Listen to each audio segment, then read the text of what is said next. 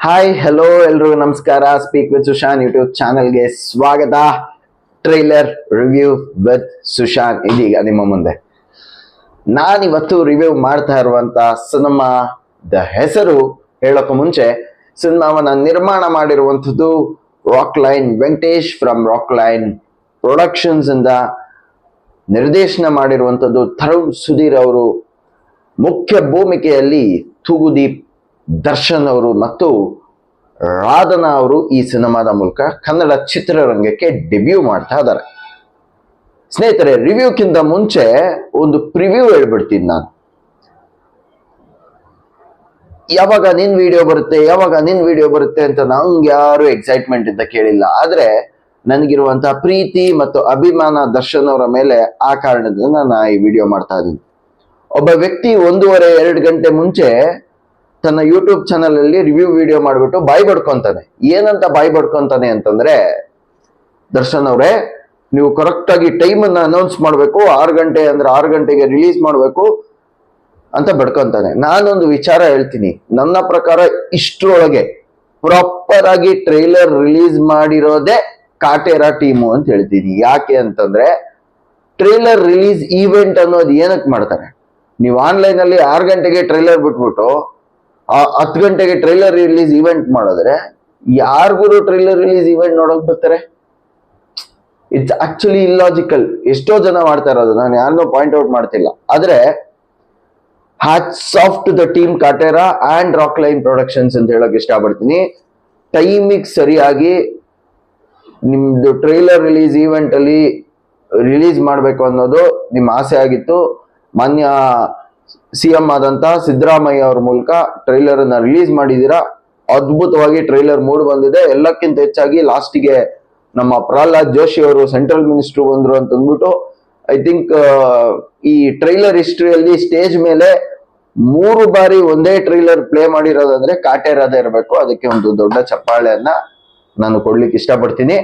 ಈಗ ಆ ವ್ಯಕ್ತಿ ಯಾರು ಅಂತ ನಿಮ್ಗೆ ಗೊತ್ತಾಗಿರ್ಬೋದು ಬಿಡಿ. ಅವನ್ಗೇನೋ ಸಿಕ್ಕಾಪಟ್ಟೆ ಈ ಬೋಟ್ ಫಾಲೋವರ್ಸ್ ಜಾಸ್ತಿ ಆಗ್ಬಿಟ್ಟು ಫಸ್ಟ್ ಹಿಂಗೆ ಫುಲ್ ದೊಡ್ಡ ಕೂದಲು ಇಟ್ಕೊಂಡು ಪೊಲೀಸ್ ಗೀಲೀಸ್ದೆಲ್ಲ ವಿಡಿಯೋ ಮಾಡ್ಕೊ ಬಂದ. ಅದಾದ್ಮೇಲೆ ಸೀದಾ ಹೋಗ್ಬಿಟ್ಟು ದುನಿಯಾ ವಿಜಯ್ ಅವ್ರನ್ನ ಇಟ್ಕೊಂಡ. ಆಮೇಲೆ ಈಗೆಲ್ಲ ಸೆಲೆಬ್ರಿಟೀಸ್ ಇಟ್ಕೊಂಡವ್ರು.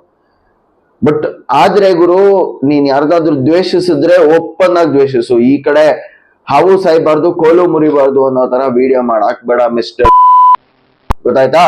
ಓಕೆ, ಸೊ ಈಗ ರಿವ್ಯೂ ಬರ್ತೀನಿ.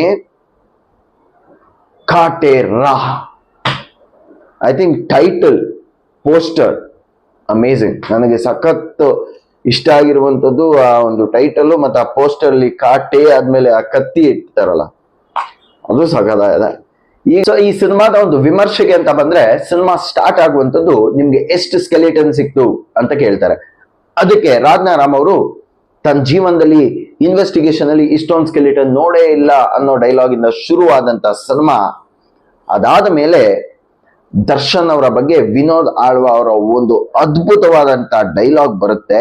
ವಿನೋದ್ ಆಳ್ವಾ ಅವರ ಒಂದು ಡೈಲಾಗ್, ಅವನು ದೇವಸ್ಥಾನಕ್ಕೆ ನುಗ್ಗಿ ಹುಂಡಿ ಎತ್ಕೊಂಡು ಹೋಗೋನಲ್ಲ, ಆದ್ರೆ ಗರ್ಭಗುಡಿಗೆ ನುಗ್ಗಿ ದೇವ್ರನ್ನೇ ಎತ್ಕೊಂಡು ಹೋಗೋನು ಅನ್ನೋ ತರ ಒಂದು ಡೈಲಾಗ್ ಬರುತ್ತೆ. ಅಲ್ಲಿಂದ ಟೇಕ್ ಆಫ್ ಆದಂತ ಒಂದು ಸಿನಿಮಾ. ಐ ಥಿಂಕ್ ಅದ್ಭುತವಾದಂತ ಒಂದು ಟ್ರೈಲರ್ ಕಟ್ ಅನ್ನೇ ಮಾಡಿದ್ದಾರೆ ಅಂತ ಹೇಳ್ಬೋದು. ದರ್ಶನ್ ಅವರ ಒಂದು ಅದ್ಭುತ ಡೈಲಾಗ್ ಇದೆ. ನನ್ನೂರು ಭೀಮ್ನಳ್ಳಿ, ನಾನು ಕ್ಯಾಮೆಗ್ ಅಂತ ಅಂದ್ಬಿಟ್ಟು ಒಂದು ಕೆಲಸ ಮಾಡ್ತೀನಿ, ಆದ್ರೆ ಈ ಊರಲ್ಲಿ ಎಷ್ಟೇ ಕತ್ತಿ ತಯಾರಾದ್ರೂ ಕೊನೆಗೆ ನನ್ನ ಕತ್ತಿ ಯಾವುದು ಅಂತ ನನಗ್ ಮಾತ್ರ ಗೆಸ್ ಮಾಡೋಕ್ಕಾಗುತ್ತೆ. ಆ ಒಂದು ಎಬಿಲಿಟಿ ಇದೆ ಅಂತ. ಅದಾದ್ಮೇಲೆ ಇನ್ನೊಂದು 2 ಡೈಲಾಗ್ ನಂಗೆ ಸಿಕ್ಕಾಪಟ್ಟೆ ಇಂಪ್ರೆಸ್ ಆದಂಥದ್ದು ಸಿನಿಮಾದಲ್ಲಿ. ಏನು ಅಂತಂದ್ರೆ, ಹಾವು ತಲೆ ಎತ್ತುತ್ತೆ, ಆದ್ರೆ ಕಾಳಿಂಗ ಸರ್ಪ ಮಾತ್ರ ಹೆಡೆ ಎತ್ತುತ್ತೆ ಅಂತ. ಅಂದ್ರೆ ದರ್ಶನ್ ಅವರ ಹಿಟ್ ಬ್ಯಾಕ್ ಟೈಮ್ ಇದು ಅನ್ನುವಂಥದ್ದು ಗೊತ್ತಾಗತ್ತೆ. ಜೊತೆಗೆ ರೈತನಿಗೆ ಕೊಡುವಂತ ಪ್ರಾಮುಖ್ಯತೆ, ರೈತರ ಬಗ್ಗೆನೂ ಒಂದು ಅದ್ಭುತವಾದಂತಹ ಡೈಲಾಗ್ ಇದೆ ಈ ಸಿನಿಮಾದಲ್ಲಿ. ಐ ಥಿಂಕ್ ಡೈಲಾಗ್ ರೈಟರ್ ಹೆಚ್ಚಿನ ಅಂಶ ಮಾಸ್ತಿ ಅನ್ಸುತ್ತೆ. ಮಾಸ್ತಿ ಅವರಿಗೆ ಒಂದು ಹ್ಯಾಟ್ಸ್ ಆಫ್ ಹೇಳೋದಕ್ಕೆ ಇಷ್ಟಪಡ್ತೀನಿ. ಜೊತೆಗೆ ಈ ಒಂದು ಅದ್ಭುತ ನಿರ್ಮಾಣಕ್ಕೆ ಹ್ಯಾಟ್ಸ್ ಆಫ್. ನನ್ಗೊಂದೇ ಒಂದು ಚಿಕ್ಕ ಫಾಲ್ಟ್ ಅಂತ ಕಾಣಿಸಿದ್ದು ಅಥವಾ ಒಂದು ಇಂಪ್ರೂವ್ಮೆಂಟ್ ಆಗ್ಬೋದು ಅಂತ ಅನ್ಸಿರೋದು, ನಿಮ್ಮ ಏನು ಸಾಂಗ್ಸ್ ಇದೆ, ಸಾಂಗ್ಸ್ ಅಲ್ಲಿ ಬ್ಯಾಕ್ ಗ್ರೌಂಡ್ ಏನ್ ಎಫೆಕ್ಟ್ ಇದೆ ಅದು ರಿಯಲ್ ಲೊಕೇಶನ್ಸ್ ಆಗಿ ಕೆಲವು ಕಡೆ ಕಾಣಿಸಲ್ಲ ಆ ಟ್ರೈಲರ್ ಸಾಂಗ್ ಅಲ್ಲಿ. ಅದು ಬಿಟ್ರೆ I think absolutely well done. Darshan ಅವರ ಆಕ್ಟಿಂಗ್ ಬಗ್ಗೆ ಮಾತಾಡುವಂಥದ್ದೇ ಅಲ್ಲ, ಯಾಕಂದ್ರೆ ಅಷ್ಟು ಅದ್ಭುತವಾಗಿ ಡೈಲಾಗ್ ಡೆಲಿವರಿ ಇದೆ. ಮತ್ತೆ ಆ ಲಾಸ್ಟಿಗೆ ಒಂದು ಕಣ್ಣಿನ scene super, and that final scene of ಒಂದು ಕೋಣನೋ ಏನೋ ಕರ್ಕೊಂಡು ದರ್ಶನ್ ಅವರಲ್ಲ, ಅದು ಲಾಸ್ಟ್ ಸೀನ್ ಹೀಗೆ ನಡ್ಕೊ ಬರೋದಿದೆಯಲ್ಲ, ಅದು ನನಗೆ ಇವತ್ತು ಪ್ರಶ್ನೆ ಆಗೇ ಉಳಿದಿದೆ ಈಗ್ಲೂ ಸಹ. ಅದ್ರ ಬಗ್ಗೆ ನಿಮಗೆ ಏನ್ ಅನ್ಸುತ್ತೆ ಅಂತ ಕಮೆಂಟ್ ಮೂಲಕ ತಿಳಿಸಿ ಅಂತ ಹೇಳ್ತಾ, ಈ ಒಂದು ವಿಡಿಯೋ ನಿಮ್ಗೆ ಇಷ್ಟ ಆಗಿದ್ರೆ ದಯವಿಟ್ಟು ಇನ್ನೊಂದಿಷ್ಟು ಜನಕ್ಕೆ ಶೇರ್ ಮಾಡಿ. Speak with Sushant YouTube channel ನ ಸಬ್ಸ್ಕ್ರೈಬ್ ಮಾಡಿ. ನಮಸ್ಕಾರ.